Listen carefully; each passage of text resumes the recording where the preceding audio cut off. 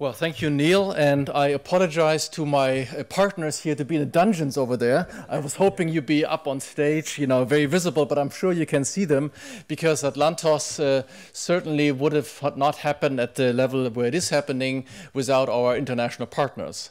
I did prepare some slides. I'm not sure where they are and whether they will show up, so I'll just give you a few more minutes. Here we go.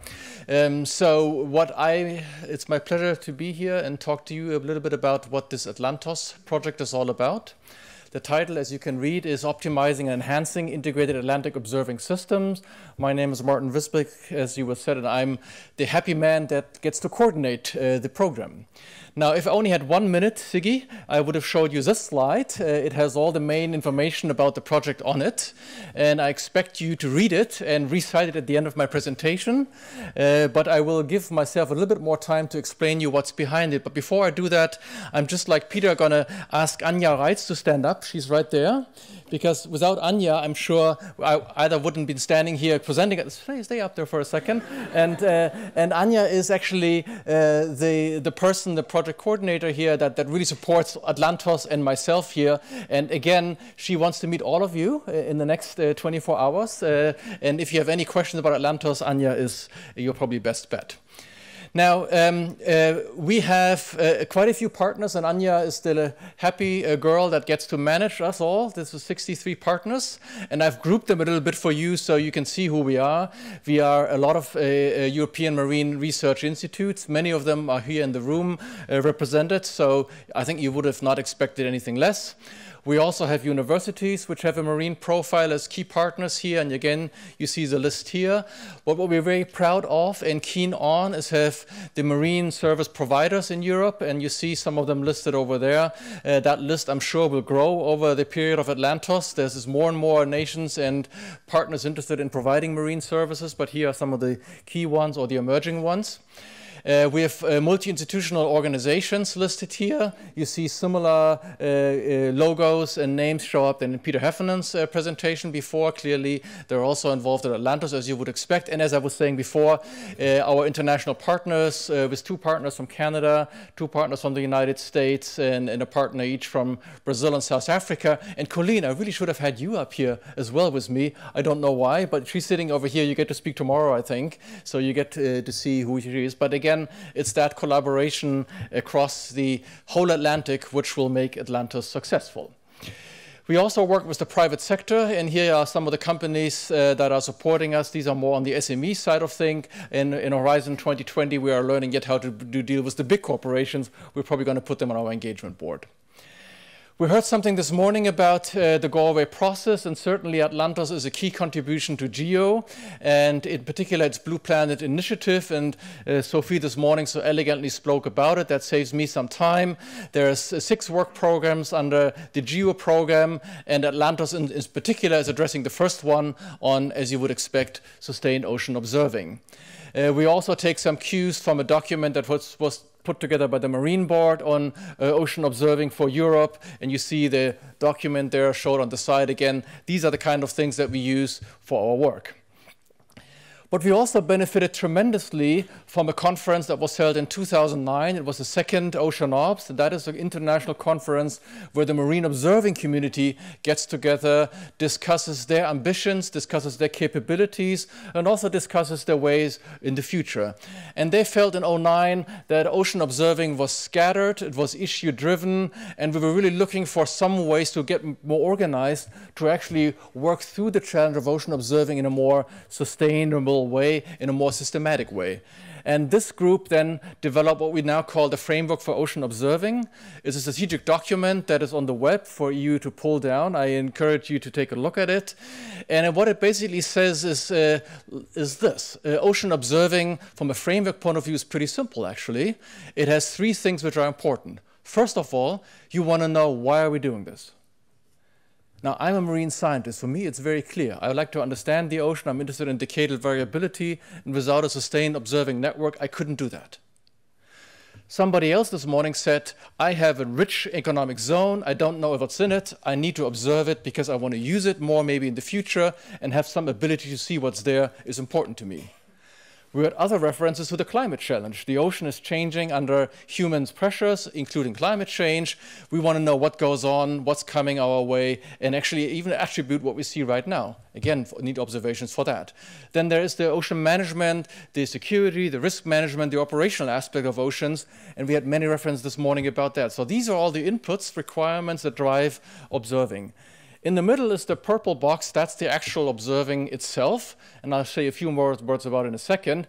But that's all the technical terms. That's the acronym soup. That's for the specialists. That's the engine room stuff. Peter, where's Peter? But that's there. But then what's very important is that we make sure from all these acronyms that we produce information. Not just individual data sets, but actual information that gets fed back to the requirements. And that's what we're trying to do in AtlantOS. We're going to derive a certain quantity or a certain currency here that we call essential ocean variables. We basically say what are the key variables that we need to observe in a sustained way, and we lean some ideas from the global climate observing system. They have went through this essential climate variable process rather successfully, so we're embarking on this. But we're also very keen on understanding that not all that we do in the ocean is already as mature to actually implement it in a sustained way. Many things we do are concepts, new sensors, new technologies, new capabilities are very early on. And Peter made some reference to that. New installations are the kind of things you do very early on in the game. That's deep in the science and the R&D.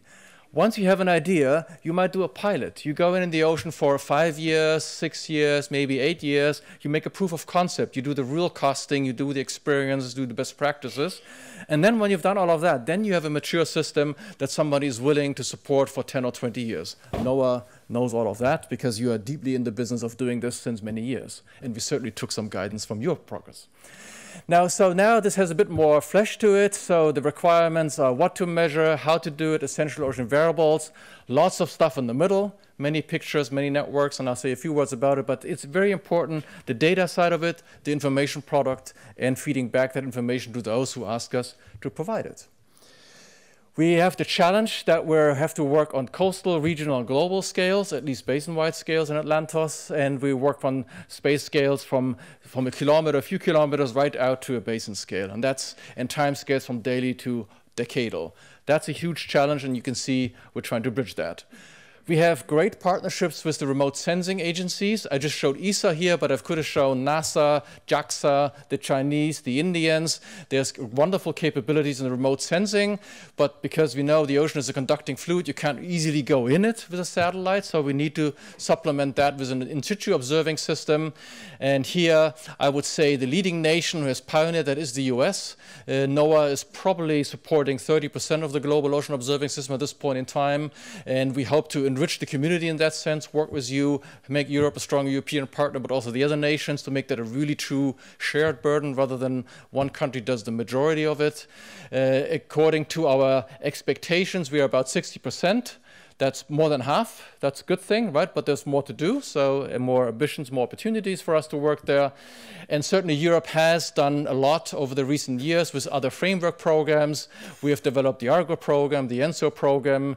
We are certainly in many other projects, Eurofleets, Jericho, Fixo3, Groom, that's a glider project, CDataNet and EMODNet, and we're really working our way through this with many projects, and the Commission has been very, very supportive of this. I think there's a big appreciation for that, and with the Copernicus services coming, this will be more operationalized as we go forward, and AtlantOS is really bridging that gap. Now, so we took sort of cues from all of these activities and devised the project structure according to the framework of ocean observing. Many work projects that I could certainly talk for the remaining 50 minutes, Peter. Thank you for that. I'm not going to use the 50 minutes, though. But I just give you just a snippets here and there. For example, we want to enhance the ship-based observing networks, and certainly bathymetry is one aspect of it that we heard something about this morning, guiding best practices, sharing of the data, all of things like that. But there's many other things we do, even with commercial vessels, that we have observing platforms on those. Those could be harnessed, better internationalized, better supported. So these are the kinds of things we will do there. Many others too. We want to enhance the autonomous observing systems because we fully realize that no nation in Europe is willing to build 10 more research vessels. In fact, we're happy when we see that they each would build 2 more. But with 2 more, you can only do so much. So robots are the way to go, autonomous systems. And we have 7 of them in various networks that we're supporting in AtlantOS. And we're supporting OceanSight, we're supporting Argo, ocean tracking networks, just to name a few. And here the idea is to make them more and improved accuracy, you could say. We're really interested to improve the data processing of it, the best practices. But in particular, AtlantOS is all about sustainability. It's not a project that funds this for 3 years. It's a strategic project that encourages the nations to engage in supporting ocean observation for the next decades. We only have 21 million divided by 4, which is sort of 4 million per year. That's kind of nothing. Currently, Atlantic Ocean observing runs roughly between 300 and 400 million euros per year. So 1% from the Commission is wonderful, but it won't make a big difference on the capabilities itself. So it has to be strategic, and that's what we want to do. We're very interested in data flows and data integration. There's great progress been done through EMODNet, again, another activity that has been supported by framework programs, Mercator Ocean, and similar projects are going on in Brazil, in the US, in Canada, and South Africa. And we want to bring these things together so we can work on international shared data sets and certainly go from data from the observation sensors to processing, but in particular also to information. Now, regions are important to much of us in our nations, and we were very, very pleased to hear that we have here an opportunity to look at the whole Atlantic, not just at the European coastal waters or the North Atlantic. So thank you to the Commission for giving us that remit. And in AtlantOS, we're going to look at 2 regions in particular, the South Atlantic and the North Atlantic regions. That doesn't mean we're not interested in the tropics, doesn't mean it at all, but we're going to do some regional focused work there and see how that big network of sustained observing maps onto the regional challenges and how we can make sure that we use all the information wisely. So I'm going to highlight 2 examples. The South Atlantic community has met yesterday in a great workshop. They've been over years bringing their heads together and embarked on what I think is something very ambitious, the South Atlantic Meridional Overturning Circulation Program, SAMOC in short, and in particular this moored array that's called SAMBA that they're putting together. And you can see here partners from France, from Brazil, from South Africa already working together in making an observing system reality that one nation couldn't afford. In many of the things we do, one nation can't afford. In the north, we heard about OSNAP this morning from NSF, and again, this is a program that's largely funded by NERC, the UK, and the US. NOAA has involvement in it, Germany has involvement with it, France has involvement with it, so again, we're partnering up, but we're really taking these examples, but we're challenging the OSNAP community and asking them, so what do you do for fish?